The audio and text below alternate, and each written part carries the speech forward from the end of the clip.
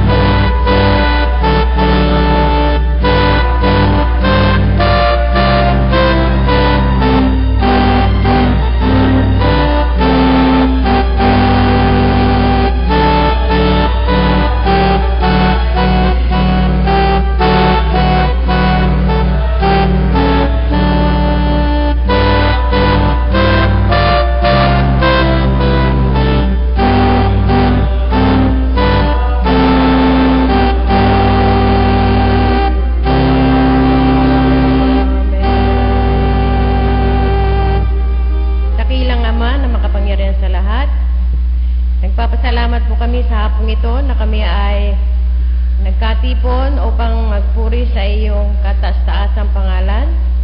Nawa po Panginoon, maging karapat-dapat kami sa aming pagsamba ngayong hapon. At nawa po ay maging handa ang aming puso't isip sa pakikinig ng mensahe at mga awitin sa hapong ito. Patawarin mo po kami sa aming mga nagagawang pagkakasala laban sa isa aming kapwa. Ang lahat na ito ay aming dinadalangin sa pangalan ni Jesus. Amen. Makakaupo na po ang kapulungan.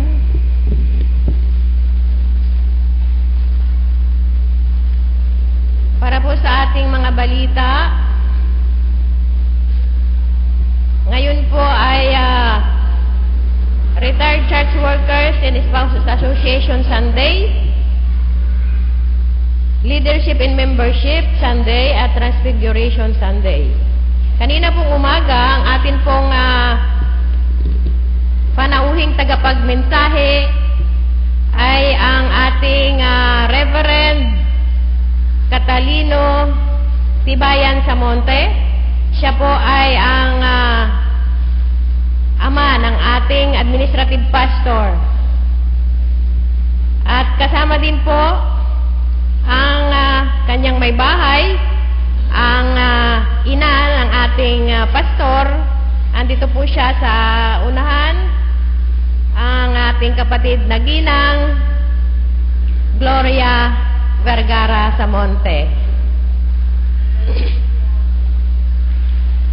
Siya po ay ating STC CWA President.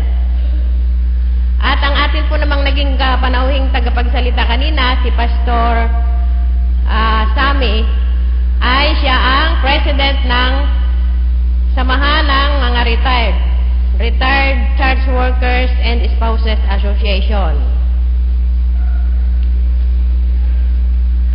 Sa darating po na February 21, ipinag-aanyaya po na daluhan natin ang ating Quezon District Fellowship na gagawin po sa UCCP Mauban. Ang mga gawain po sa buwang ito ng Pebrero, Membership Renewal and Love Month, simula nga po sa araw na ito ay pinagdiriwang natin ang Transfiguration and Retired Church Workers Sunday. Sa Miyerkules po, sa dadating po na February 18, ay meron po tayong Ash Wednesday. Yun po ay prayer meeting. Pinag-aanyaya po na daluhan natin ito. Ito po ay hindi yung ordinaryo nating ginagawa sa prayer meeting. Atin pong gagawin ang Ash Wednesday. Sa natatandaan ko po, first time lang po natin itong gagawin sa ating iglesia. At sa February 19 ay meron po tayong patuloy ang prison ministry sa Quezon District Jail. Sa February 22, first Sunday in Lent, worship committee meeting after ng worship service. At sa February 25 ay meron pong meeting ang UCCP McGill Memorial School Incorporators at 1 p.m. Ang mga birthday celebrants po sa buwan na ito ng February, simula po ngayong araw na ito, ang nagdiriwang po ngayon, February 15, ay ang mga kapatid Jubilito Balmeo at Jubita Ranilio. Bukas po, February 16, Limuel Loreto, at sa February 17 ay Jose Conjares. Siya po ay aking uncle na nasa Legazpi. Sa February 18, Helen Diamante at Christopher Egg. Sa 19, Lisa May Floren at Perla de Vera. Sa 20, Esther Royo. At sa February 22, Remel Nicodemos. Atin po silang awitan ng maligayang bati.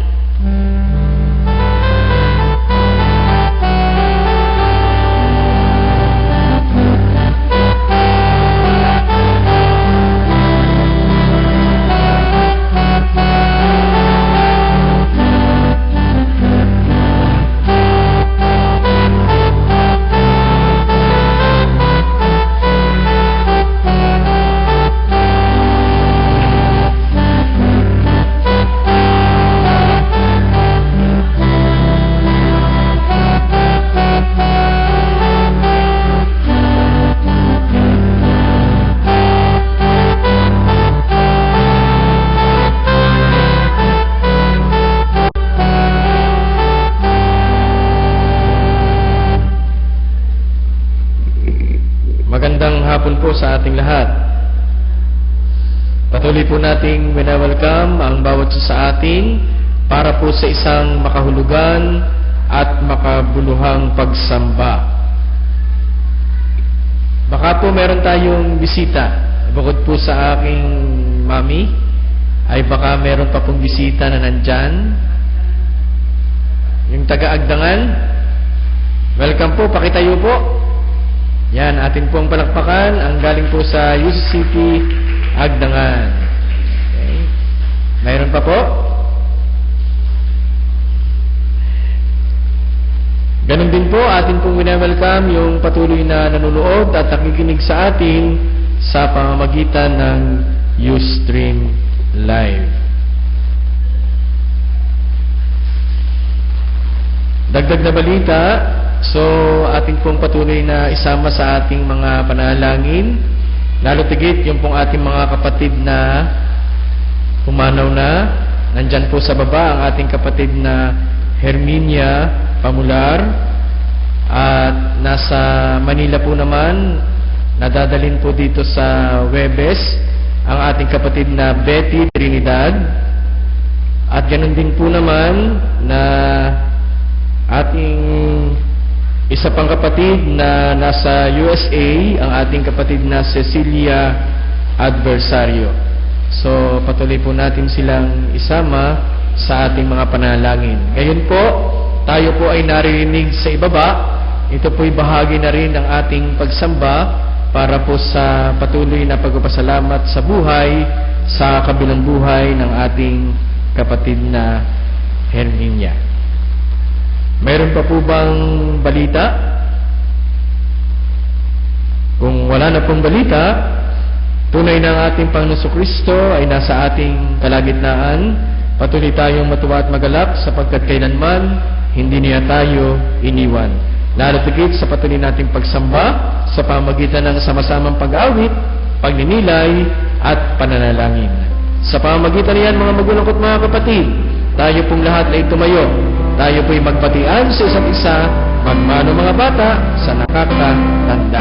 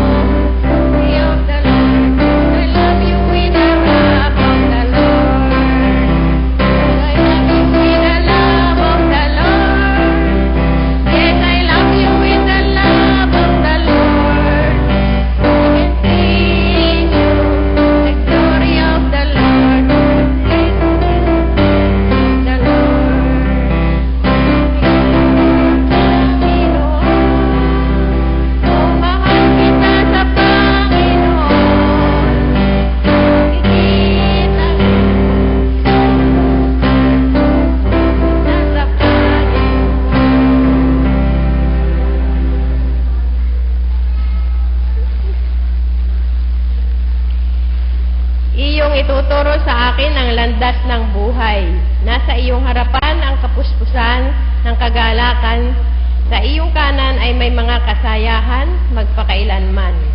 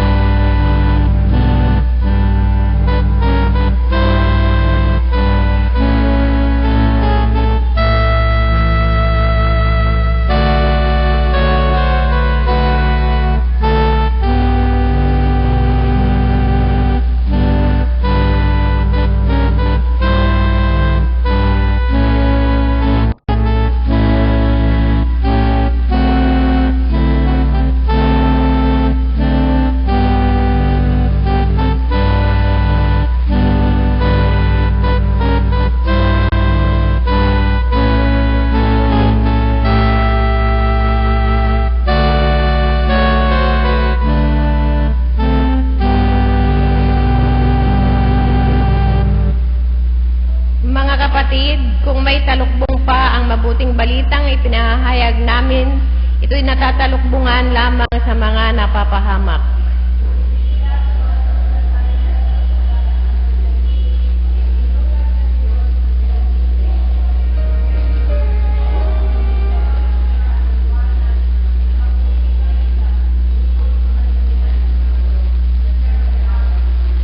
Si Kristo Jesus na ating Panginoon ang ipinangangaral ko at hindi ang aking sarili. Ako'y lingkod ninyo alang-alang kay Jesus. Sapagkat ang Diyos sinasabing mula sa karimlan ay sisilang ang liwanag, ay siya ring nagbigay liwanag sa aming mga isip upang makilala ang kadakilaan ng Diyos na nahahayag sa mukha ni Kristo.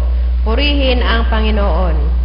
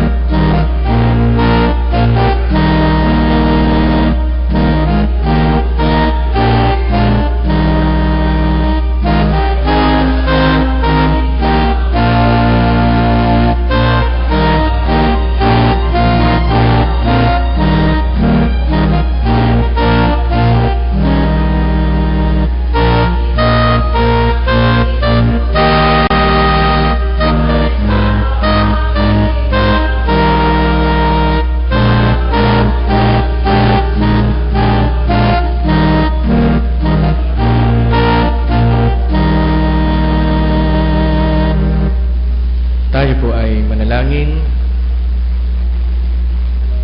O Diyos na makapangyarihan sa lahat, patuloy po ang aming pakikipag-ugnayan sa iyo sa pamamagitan ng panalangin. Una sa lahat, nilalapit po namin ang aming mga sarili. Kami po ay patuloy na nagkakamali, o aming Panginoon, na nakakagawa ng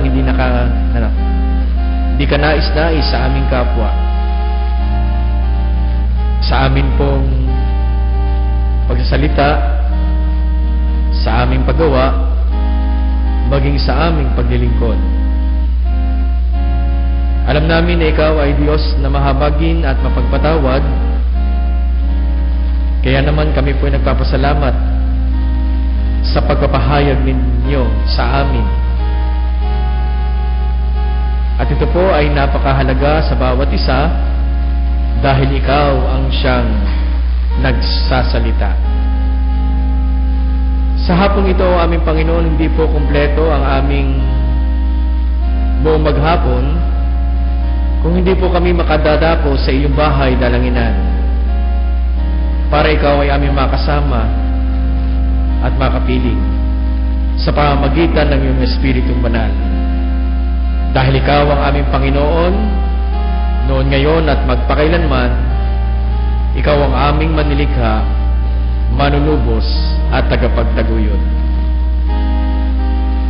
Sa mga nakaraang linggo, aming Panginoon, nadama namin ang iyong pagkalinga bilang simbahan. Andyan po ang katagumpayanan ng aming 87th founding anniversary ng aming pong paaralan. Ang paaralan at ang aming simbahan o aming Panginoon ay magkatuwang para po ito ay maging matagumpay. Salamat po, Panginoon, para rito. Kami, dakilang Diyos, ay patuloy na gumagawa ng mga gawain ayon sunod sa iyong kautusan bilang iglesia. Salamat po ng maraming marami. Kanina lamang, o aming Panginoon, natapos po ang pagpupulong ng konsilyo ng iglesia. At ngayon, kasama kami bilang iyong mga anak ay nagsasama-sama para ikaw ay aming papurihan sa Espiritu at sa katotohanan.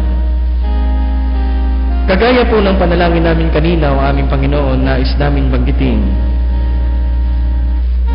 at nais din namin ipagpasalamat ang buhay sa kabilang buhay ng aming mga kapatid na namayapa na.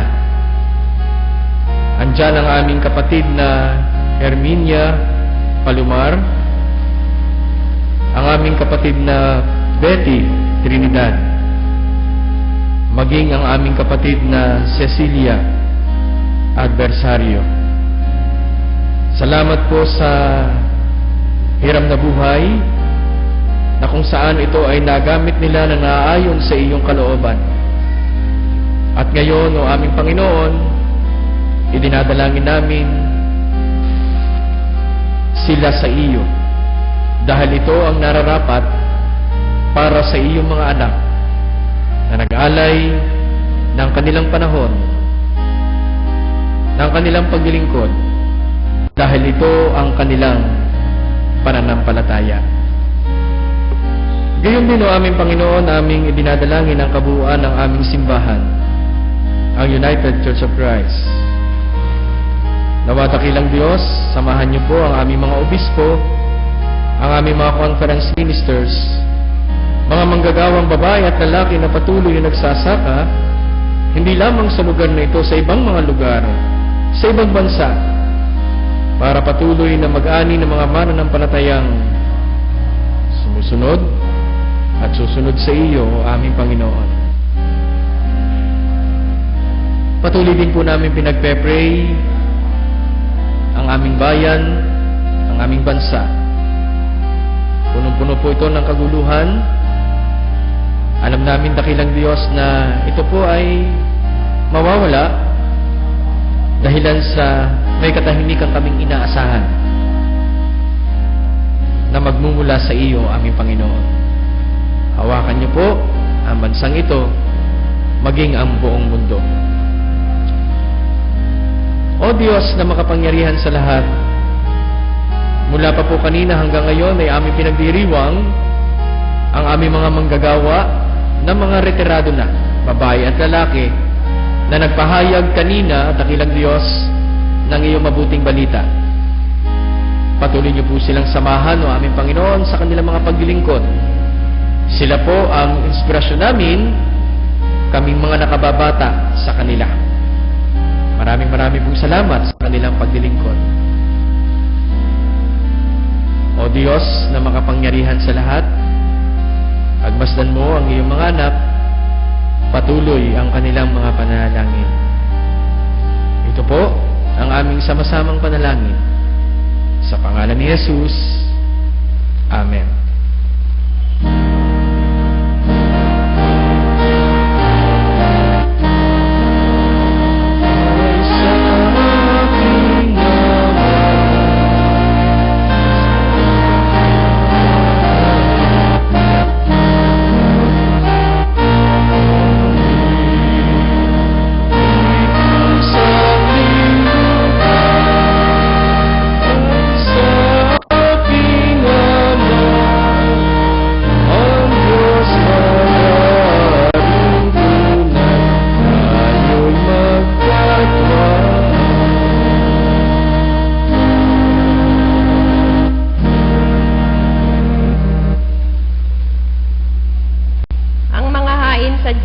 Ay bagbag na loob, isang bagbag at may pagsisising puso, O Diyos, ay hindi mo wawalaing kabuluhan. Tayo po ay taos pusong maghandog.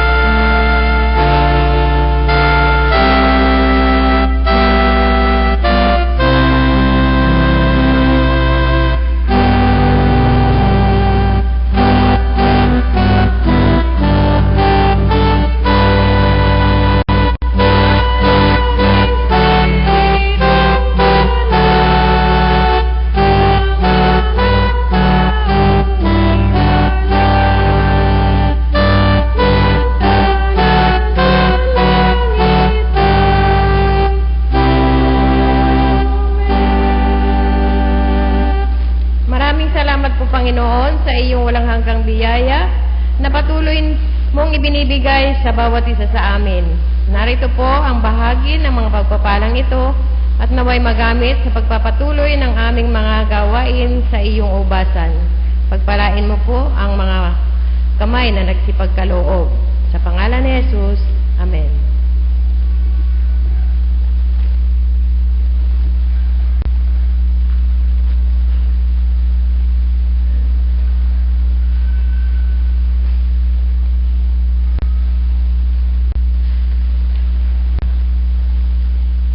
Atin pong buksan ang ating banal na kasulatan sa Lumang Tipan sa aklat ng Ikalawang Hari, Kabanatang 2, talataang 1 hanggang 12. Iniakyat sa langit si Elias. Dumating ang oras na si Elias ay kailangan ng kunin ni Yahweh. Noon ay naglalakad sila ni Eliseo buhat sa Gilgal.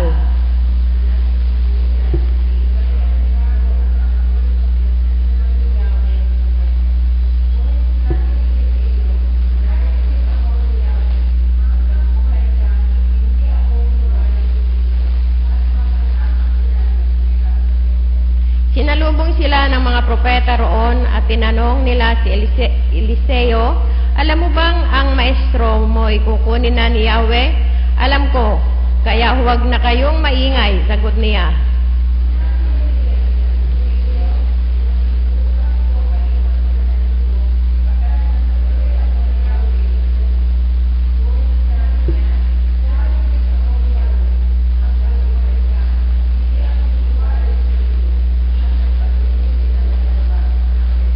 Pagdating doon, si Eliseo ay nilapitan ng pangkat ng mga propeta roon at tinanong, "Alam mo bang ang maestro mo ay kukunin na ni Yahweh?"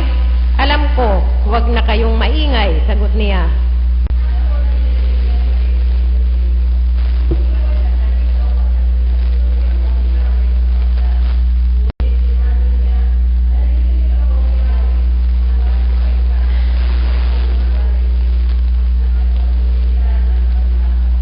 Sinundan sila ng pangkat ng mga propeta at pinanood sa di kalayuan nang sila'y tumigil sa tabi ng ilog Jordan.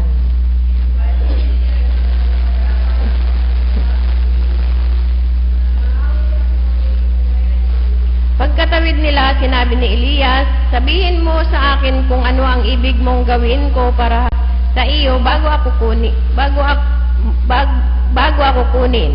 Sumagot si Eliseo, "Ipinakikiusap kong ipamana ninyo sa akin ang 2 bahagi ng inyong kapangyarihan."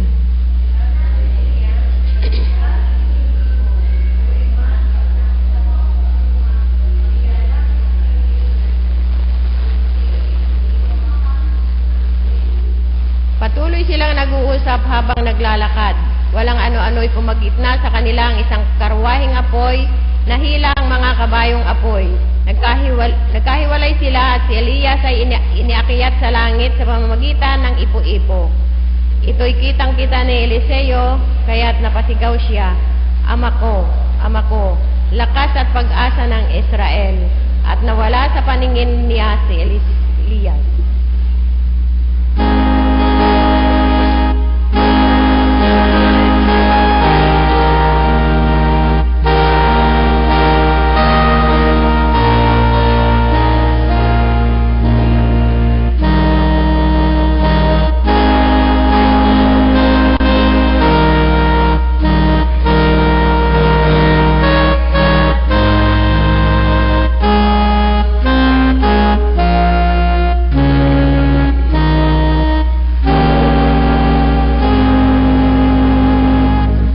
Mabuting balita ayon sa Batang Tipan mula sa sulat ni Pablo sa unang Korinto, chapter 13, verse 13. Na ganito po ang inyong mapapakinggan. Ang tatlong ito ay nananatili, ang pananampalataya, pag-asa, at pag-ibig. Ngunit ang pinakadakila sa mga ito ay ang pag-ibig. Patuloy tayong pinagpapala ng Diyos sa pagkabasa at pagkarin ng bahaging ito ng banal na kasulatan.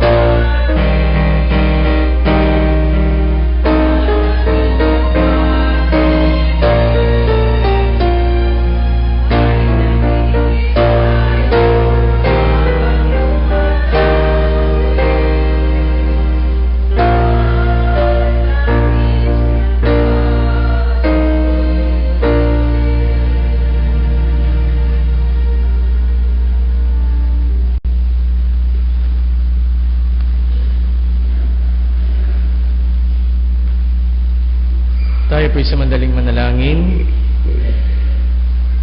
Makapangyarihang Diyos, tinawag mo kami mula sa aming mga sarili-sariling buhay upang makiisa sa iyong katawan. Bigyan mo kami ng espiritu ng pagkakaisa at pag-ibig. Tulungan mo kami na ang aming kaibahan ay magpayaman ng aming karanasan sa halip na maghiwalay sa amin. Ang aming kahinaan ay mabuklod sa amin sa halip na maghiwalay sa amin. Na mabubuklod mo, aming Panginoon, sa halip na sumira ng aming ugnayan at maging layunin nawa namin na makapaglingkod sa halip na paglingkuran. Bigyan mo po kami ng tatag ng pananampalataya upang maging tunay ang aming ipinapahayag na pag-ibig at malasakit sa kapwa. Sa pangalan ni Jesus, ito ang aming dalangin. Amen. Palakpakan po natin yung apat na umawit sa atin. Hindi ko maintindihan kung papalakpak kayo o hindi. Pagkatapos nilang kumanta. Happy Valentine's po sa inyo. Sino po ang inyong kabalentina at kabalentino? Ha? Inyong ang harapan. Yan, yung inyong mga katabi. At sabihin yung minamahal kita. Haba? Yan. Pag po araw ng mga puso, laway kahapon, tunay na matraffic. Kami po ay galing sa reception kahapon, kung saan kami umikot dahil sobrang traffic. Kaya pala traffic, yung mga sasakyan ay nasa kalye na. Kasi punong-puno yung mga kainan. Ano po? Pamilya ay andoon, bukod pa doon sa mag-sweetheart o mag-asawa. Yan. Ang buwan po ng Pebrero ay nagbibigay din pa rin sa pangunguna at pagtugon ng kabuang bilang ng kapatiran ng United Church of Christ in the Philippines. Lalo tigit sa isang lokal na iglesyang tulad natin, Leadership and Membership Month. Isang pag-alaala sa buhay ni Jesus, sa kanyang ministeryo mula sa pagsilang, pagbautismo, pagtuturo, at pangangaral na bunga ng pagmamahal niya, mismo ng ating Panginoong Hesukristo sa kanyang mga anak, maging sa bawat isa sa atin. Sa pagpapatuloy ng pagpapahayag ng mabuting balita o the good news ng ating Panginoong Diyos, sa hapong ito, mga magulang ko at mga kapatid, ay may titulong Himno ng Pagpupuring May Pag-ibig. Hymn of Praise of Love. Isa po sa layunin ng unang sulat ni Pablo sa mga taga-Korinto ay ang Kabanata 13. Ay nagpapakilala sa pag-ibig bilang pinakamabuting kaloob ng Diyos sa kanyang mga anak. Ito ang pinakabantog na bahagi ng aklat na ito. Ang pinakadakila ay ang pag-ibig. Malinaw po na sa kabanatang ito na itinataas ng Diyos ang pag-uugaling tulad ng kay Kristo. Higit kaysa sa ministeryo, pananampalataya, o pagkakaroon ng espiritual na kalooban. A person may have anyone or many spiritual gifts, but without a certain kind of love, they are of no value and may even be harmful. Pinahalagahan at binibigyan din ng Diyos ang pag-uugali na gumagawa ng mayroong pag-ibig, pagtitiyaga, magandang loob, hindi makasarili, hindi ikinatutuwa ang gawang masama, ngunit ikinagagalak ang katotohanan, mapagtiwala at nagtsatsaga sa katwiran, may higit pang malaking pananampalataya na makakapagpalipat ng mga bundok o nakagagawa ng mga dakilang gawain sa tahanan, sa iglesia, maging sa lipunang ating ginagalawan. Ang pinakadakila sa kaharian ng Diyos ay ang dakila ang banal na kalooban at pag-ibig para sa Diyos. Hindi talaga yung dakila dahil sa kanilang mga nagawang panlabas. Una, yung tinatawag nating naglilingkod. Tungkol sa mga hinirang upang manguna sa iglesia, sinabi ni Kristo na tayo ay dapat manguna bilang mga alipin at tinutulungan ang iba matupad lamang ang kalooban ng Diyos sa kanilang mga buhay. Hindi nila dapat kailanman ipagmalabis o ipagkanulo ang kanilang tungkulin sa paghahanap ng katanyagan, kapangyarihan, karanyaan, o namumukod-tanging karapatan. Ang salita namang nanatiling kasama siya o ang Diyos. Kinikilala ni Jesus ang katapatan ng bawat isa o ang kanyang mga alagad sa kanya noong siya ay nabubuhay at sa mga mapagsubok na pangyayari na nakapalibot dito. Ang ating malaking malasakit dapat ay ang manatiling kasama niya sa sanglibutang kumakalaban sa kanyang layunin at sa kanyang matuwid na pamantayan. Pangatlo, pinaglalaanan tayo ng dako ng kanyang kaharian. Naghahanda si Jesus ng isang kaharian para sa kanyang mga tapat na alagad. Kahariang siya mismo ang nagtatag. Ang mga alagad o ang bawat isa sa atin ay hindi dapat umasa ng kalwalatian dito sa lupa at kapangyarihan dito sa sanglibutan sa kapanahunang ito. Ang pag-ibig ng Diyos na ibinuhos sa puso ng mananampalataya sa pamamagitan ng Espiritu Santo ay palagi ang dakila kaysa pananampalataya, pag-asa, o kahit anuman pamang mga bagay na ating inaasahan.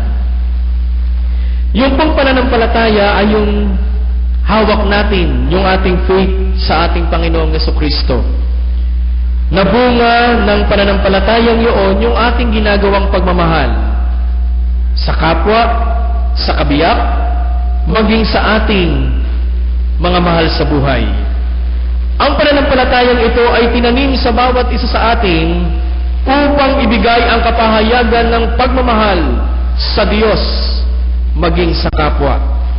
Ang pananampalatayang ito ay magiging dalisay kung ginagamit natin yung pagkakilala natin sa ating Panginoong Hesukristo. Ano ba yung faith na mayroon tayo? Ito ba ay faith na pakitang tao lamang? O faith na nagbibigay ng pag-asa para sa lahat? Para po ba yung isang gamot? Ang isang gamot ay nagkakaroon ng bisa dahil sa faith mo dun sa gamot. Ano po? Katulad po ng katawan ng ating Panginoong Jesucristo, yung simbolo ng kanyang katawan at ng kanyang dugo. Ito ay sakramento ng simbahan na hindi dapat lapastanganin. Dapat igalang, bigyan ng respeto dahil ito ay simbolo ng katawan at dugo ng ating Panginoong Jesucristo. Walang gamot na katumbas nito, mga magulang ko't mga kapatid. Wala. Walang wala. Dahil yung faith na mayroon ka, yun ang kailangan mo para ito ay magkaroon ng dalisay at wagas na pagmamahal. Mga magulang ko't mga kapatid, the welcoming of Christ and His coming and the full acceptance of His redemptive work causes every Christian to know that this is the good news for the whole world. And at the whatever cost that, gospel must be taken throughout the world. Patuloy nating inaanyayahan ng ating Panginoong Jesucristo na pumapaloob sa bawat isa sa atin sa pamamagitan ng mabuting balitang naihahayag sa bawat isa sa hapong ito na may pag-ibig para sa kabubuti ng sangdaigdigan. Ang pagmamahal po ay hindi natatapos. Tuloy-tuloy ito na ipinadarama sa bawat isa, katulad ng pagpapadama ng Diyos sa atin. Salamat sa kapahayagan ng paglilingkod ng bawat isa. Ipagpatuloy po natin ito para lamang sa Kaniya na ating gagawing paglilingkod. Maligayang araw na mga puso. Patuloy tayong umilig sapagkat ang Diyos ang unang nagpahayag nito sa bawat isa sa atin. Sa pangalan ng Ama, ng Anak, at ng Banal na Espiritu. Amen.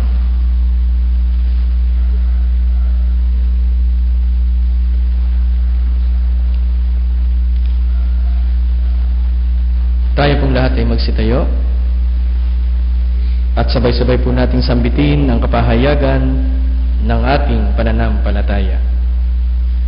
Sumasampalataya kami sa Diyos na makapangyarihan sa lahat, lumalang na langit at lupa, at sa Diyos na patuloy na nakikiisa sa ating kasaysayan at buhay. Sa Kanya na nagkatawang tao sa pamamagitan ni Jesucristo, upang ang sangnilikha ay magkaroon ng pag-asa at kaayusan, at sa Kanya na kapangyarihan, sa pamamagitan ng Banal na Espiritu, upang magsilbing kalakasan ng mga aba at nagdurusa, at kasiglahan sa lahat ng mananampalataya upang magpatotoo ng ganap. Sumasampalataya kami na ang sambahayan ay tinawag at pinabanal ng Diyos upang maging alunod ng Kanyang pag-ibig, kaayusan at kapayapaan sa pamayanan. Ito ay tinawag upang mamuhay ng mapayapa, kasama ng Kanyang kapwa at ng sangnilikha, upang magpatotoo para sa ganapan ng kaharian ng Diyos, na puspos ng pag-ibig at katarungan.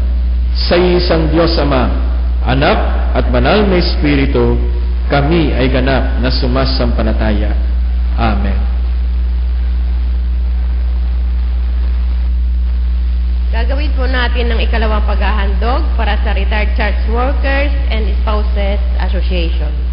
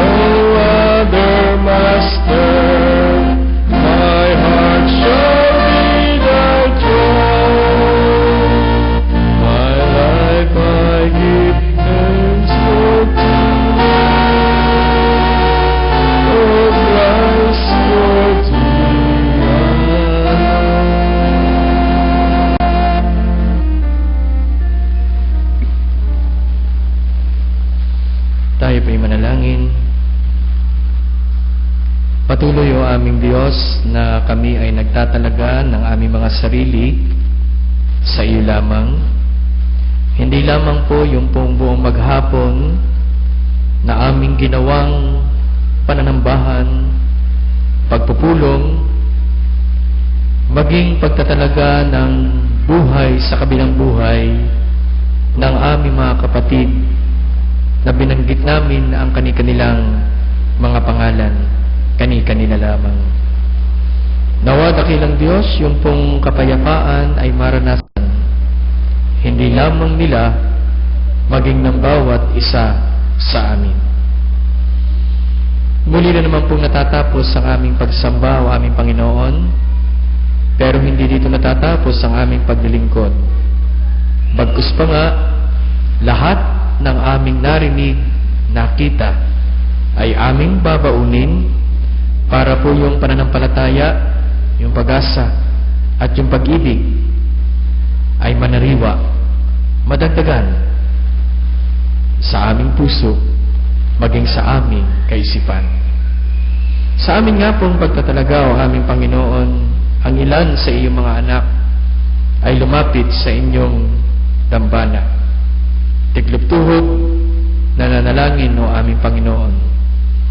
Alam ko po na hindi pa man nila nasasambit ang kanilang mga panalangin. Ito po'y